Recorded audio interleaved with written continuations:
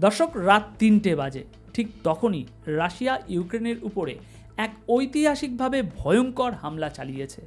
এতটাই বিধ্বংসী এই আঘাত ছিল যে মানুষ বাধ্য হয়েছে পাতাল রেলের ভিতরে আশ্রয় নিতে। সেখানেই রাত কাটিয়েছে তারা। রাশিয়ার এই হামলায় শুধু কিছু ভবন নয়, গোটা গোটা এলাকা ধ্বংসস্তূপে পরিণত হয়েছে। কী পরিমাণ আক্রমণ হয়েছে জানেন? প্রায় 500টি ড্রোন পাঠানো হয়েছে ইউক্রেনের আকাশে, পাশাপাশি 24টি মিসাইল ছোড়া হয়েছে। তার মধ্যে 5টি ছিল কিনঝাল। এটি এক ধরনের অতি দ্রুতগতির ব্যালিস্টিক মিসাইল। আঘাত করলে প্রতিরোধের সুযোগই থাকে না। আর কিছু ছোড়া হয়েছে ইস্কান্দার নামের শক্তিশালী মিসাইল। এছাড়াও রাশিয়া প্রায় 11টি KH-101 নামের ক্রুজ মিসাইল ব্যবহার করেছে, যা অনেকটা গোপনে ঢুকে নির্দিষ্ট লক্ষ্যবস্তুতে আঘাত আনতে সক্ষম। মানে পুরো রাত জুড়ে ইউক্রেন যেন কেঁপে উঠেছিল। বিস্ফোরণের শব্দে, মানুষের আত্মচিৎকারে, আতঙ্কে ছেয়ে যায় সব কিছু। এটা ছিল এমন এক আক্রমণ যেটা একটা জায়গায় নয়, অনেক এলাকা একসঙ্গে টার্গেট করা হয়েছে। গোটা দেশের উপরে যেন বজ্রপাত নেমে এসেছিল। এখন প্রশ্ন আসে, কেন এই আক্রমণ রাশিয়ার দিক থেকে? দেখুন, তথ্য অনুযায়ী রাশিয়া জানতে পেরেছে ইউরোপের অনেক দেশ মিলে একটি বড় ধরনের সামরিক হামলার পরিকল্পনা করেছে রাশিয়ার বিরুদ্ধে।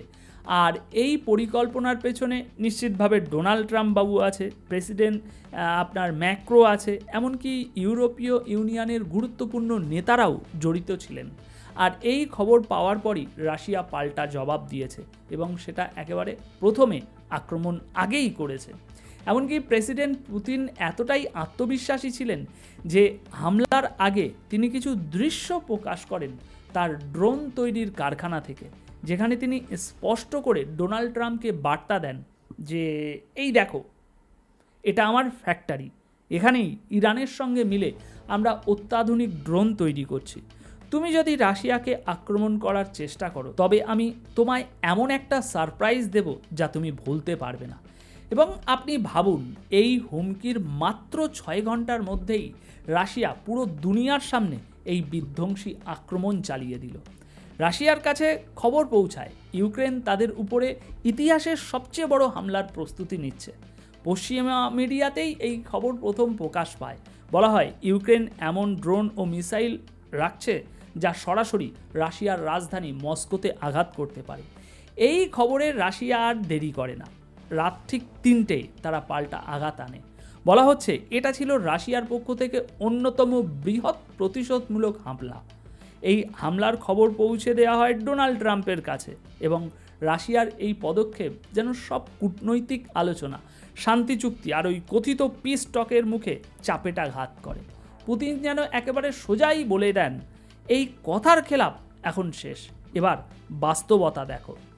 আমেরিকার অবস্থান ছিল দর্শক এরকম যে তারা ইউক্রেনকে বলেছিল, তোমাকে 50 দিনের সময় দিচ্ছি, তারপর আমরা ব্যবস্থা নেব রাশিয়ার বিরুদ্ধে।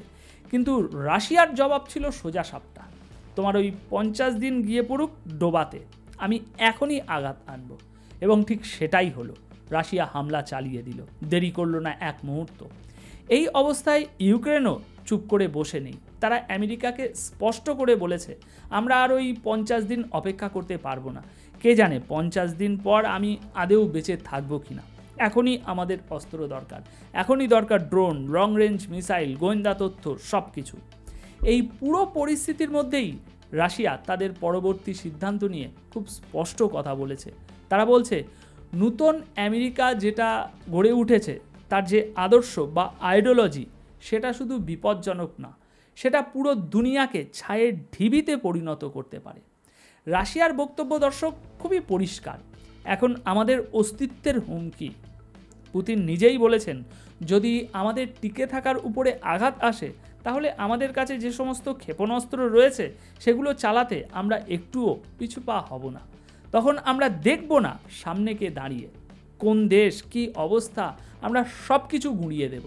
অর্থাৎ রাশিয়ার ভাষায়, যারা আজ আমাদের গ্যাস বা তেল বন্ধ করার কথা ভাবছে, তারা যেন ভালো করেই বোঝে আমরা কতদূর লড়তে পারি।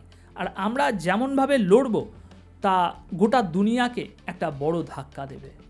দর্শক, এই মুহূর্তে সবচেয়ে বড় যে ধাক্কাটা এসেছে তা হলো ভারতের কিছু কোম্পানির উপরে নিষেধাজ্ঞা দেওয়া শুরু হয়েছে। এরপর পালা আসবে চীনের, এবং তারপর আন্তর্জাতিকভাবে রাশিয়াকে পুরোপুরি কোণঠাসা করার চেষ্টা করা হবে। আর এখন একসাথে কয়েকটি ঘটনা ঘটতে চলেছে। প্রথমত, খুব শীঘ্রই রাশিয়ার উপরে ইতিহাসের সবচেয়ে বড় হামলা হতে চলেছে, এবং মনে রাখবেন, রাশিয়া যদি তার পাল্টা জবাব দেয় তাহলে সেটা হবে অত্যন্ত তীব্র এবং সর্বাত্মক।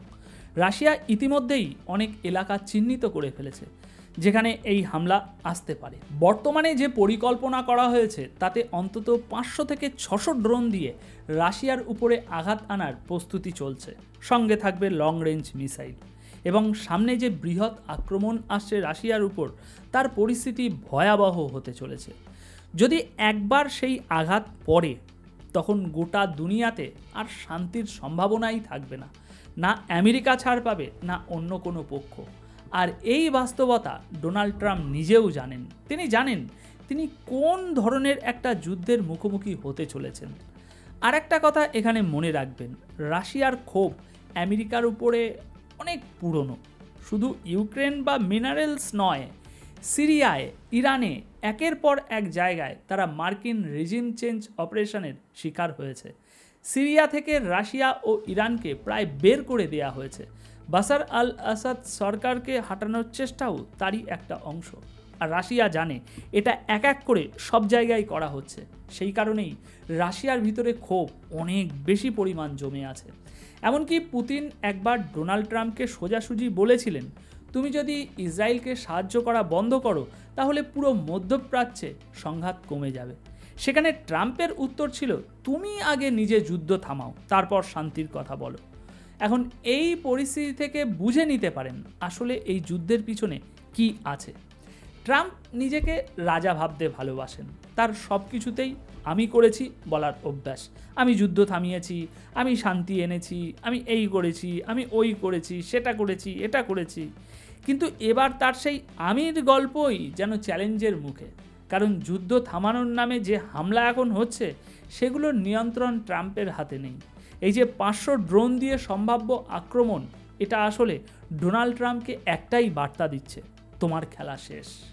তো দর্শক, এ বিষয়ে আপনাদের মতামত কি? কমেন্ট বক্সে অবশ্যই জানিয়ে যাবেন। ধন্যবাদ আপনাদের সকলকে।